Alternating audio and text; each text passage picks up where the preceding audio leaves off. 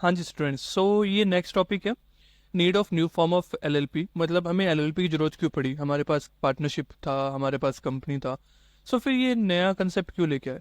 Already मैंने बहुत ज़्यादा इस पर डिस्कशन कर लिया है, ठीक है। इससे हमें बहुत सारी फैसिलिटीज़ मिली, आसान हो गया, दोनों का मिक्सचर मिल गया, वो सब एक बार गो थ्रू कर लेना, इसमें रीड करोगे तो बड़ी स्मूथली आपको सब समझ में आ जाएगा। फिर अब बात आती है पार्टनर्स के बारे में। पार्टनर्स किसको कहते हैं?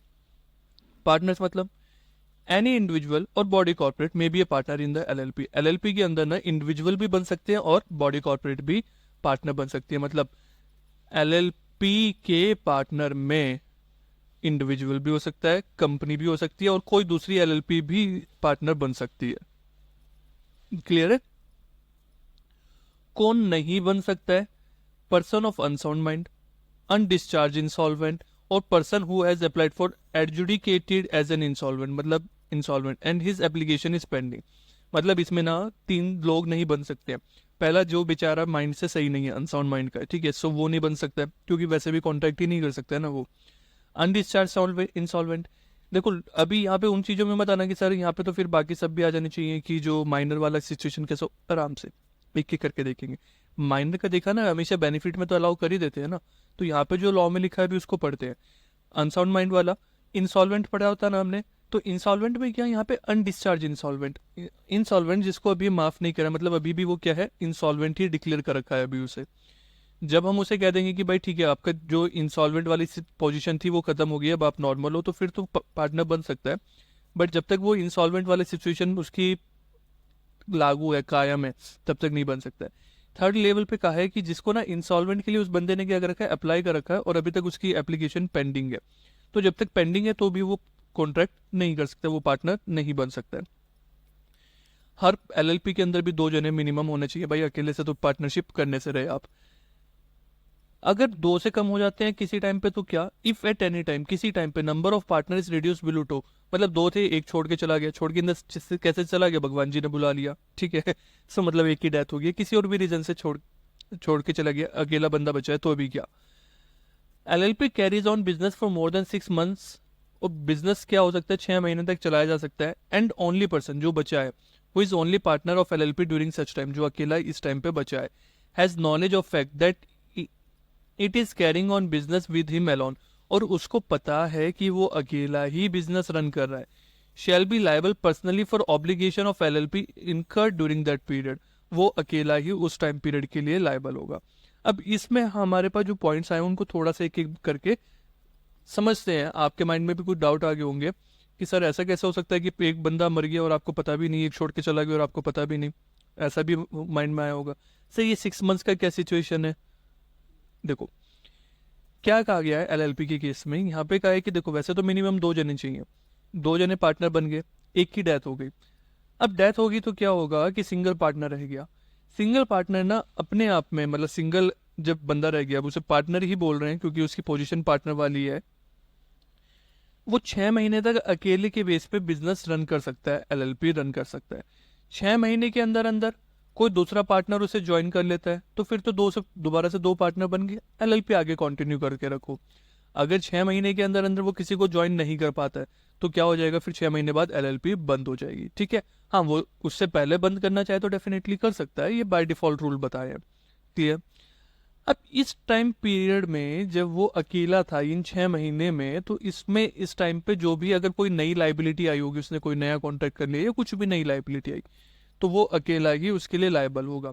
जो पार्टनर छोड़ के चला गया है, ठीक है, अपनी इच्छा से छोड़ के गया है, जैसे इंसॉल्वेंट हो गया ना वो, तो उसकी हो सकता है कि इंसॉल्वेंट होने पे उसको क्या, पार्टनर की जो एग्जिस्टिंग पार्टनरशिप थी उससे भी निकाल दिया गया हो, या अनसाउंड माइंड का हो गया, कोई भी रीजन हो सकता है, उसमें बहुत ज़्यादा डिटेल में हमें नहीं जाना है। तो किसी भी रीजन से अगर वो छोड़ के जा रहा है तो उसकी कोई लाइबिलिटी आके वाली जिस टाइम से उसने छोड़ दिया उसके बाद से कोई लाइबिलिटी नहीं आएगी। अब ऐसा कैसे हो सकता है, एक क्वेश्चन माइंड में जो आया था कि पता ही नहीं मुझे 6 महीने हो गए कि भाई मेरा पार्टनर जिंदा भी है या नहीं है। अब ऐसा था ना कि वो पार्टनर जो है ना, एक बहुत बड़े बिजनेस के लिए अमेरिका गया था, ठीक है, वहाँ पे कॉन्ट्रैक्ट करने। मैं सोचा अमेरिका में भाई ऐश कर रहा होगा, घूम रहा होगा, फिर रहा होगा। अब पता चला वो तो अमेरिका में बेचारा है ही नहीं, ठीक है। सो वो तो डेथ हो गई। सो ऐसे केस में मुझे नहीं पता, मैं तो ये सोचा बैठा, मैंने कहा अरे भाई वो तो काम मुझ पर अकेले पे छोड़ के घूमने फिरने लगे, मैं उसे 6 महीने तक कुछ कुछ कहता रहा, बाद में पता चला वो बेचारा रहा ही नहीं। सो ऐसे केस में 6 महीने बीत चुके हैं, तो 6 महीने तक मुझे तो ये था ना कि वो जिंदा है, बाद में पता चला, तो ये वाली सिचुएशन यहाँ पे आ सकती है। एक नई टर्म आ रही है, डेजिग्नेटेड पार्टनर्स। डेजिग्नेटेड पार्टनर्स क्या होते हैं? At least 2 designated partners individuals and at least one of them shall be a resident in India। Her LLP के अंदर मिनिमम 2 डेजिग्नेटेड पार्टनर्स होने चाहिए। वो डेजिग्नेटेड पार्टनर्स कौन होंगे? इंडिविजुअल होंगे। सर इंडिविजुअल के अलावा कौन? अभी ऊपर पढ़ा था ना, पार्टनर में कंपनी भी और LLP भी बन सकती है पार्टनर।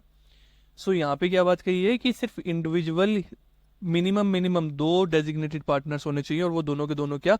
इंडिविजुअल होने चाहिए। ठीक है, मतलब कंपनी या LLP को मैं इन 2 मिनिमम रिक्वायरमेंट में काउंट नहीं करूंगा एज ए डेजिग्नेटेड पार्टनर उनको।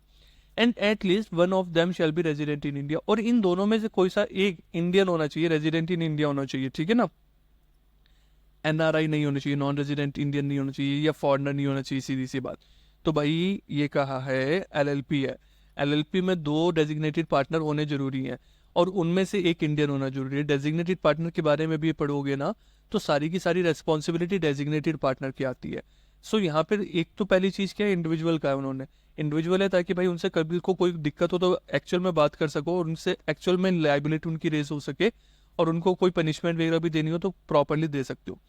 और दूसरी चीज, एक को रेजिडेंट होने के लिए क्यों कहा है? अरे पता चला दोनों के दोनों विदेशी थे, यहाँ पे काम करा, धोखा दिया लोगों को, भाग के दूसरे देश, कम से कम एक तो इंडिया में ही रहे ना, उसको पकड़ के कुछ वसूल तो कर सकें उससे वापस।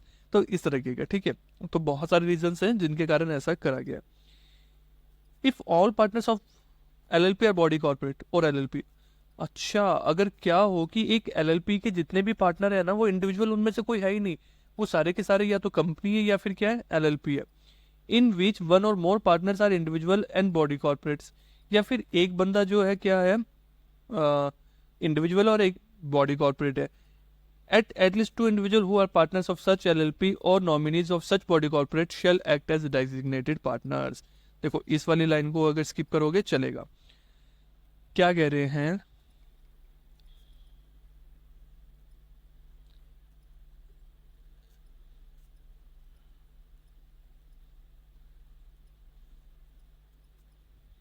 बन जा, हाँ बन गया।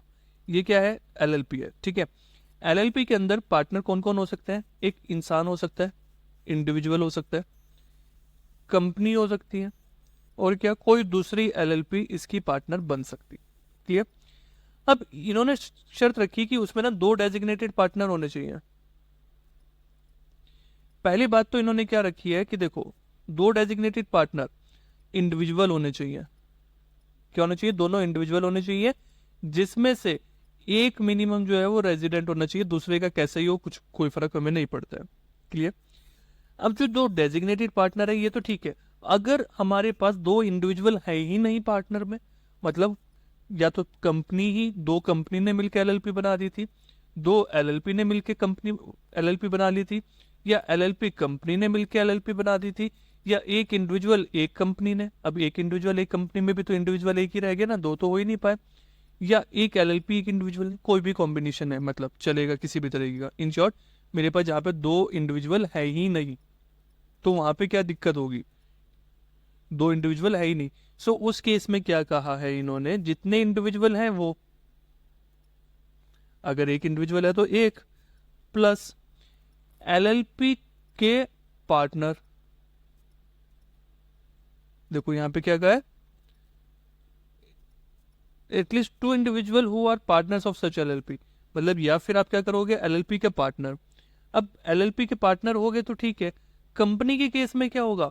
कंपनी के केस में नॉमिनी जो होगा, जिसको हमने कहा होगा कि चलो भाई जाओ इसके तुम क्या बन जाओ, डेजिग्नेटेड पार्टनर बन जाओ, कंपनी का क्या, नॉमिनी।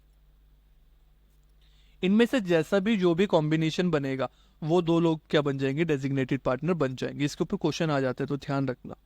क्लियर है? सो डेजिग्नेटेड पार्टनर का क्लियर हुआ। सो देखो भाई इंसान 2 हैं, फिर तो दोनों, कोई इधर उधर की बात नहीं, फिर तो 2 को आपको क्या बनाना है, रेजिडेंट वो बनाना है, डेजिग्नेटेड पार्टनर बनाना है, जिसमें से एक इंडियन होना जरूरी है।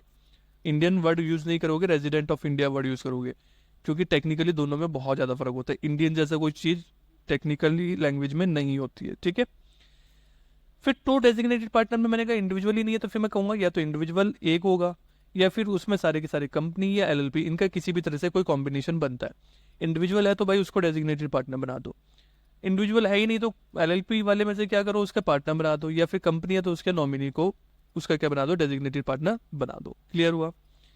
रेजिडेंट इन इंडिया किसको कहते हैं? अब देखो यहाँ पे पूरा एक्सप्लेन कर दिया था मैंने, इसलिए person who has stayed in India for more than 182 days during immediately preceding 1 year.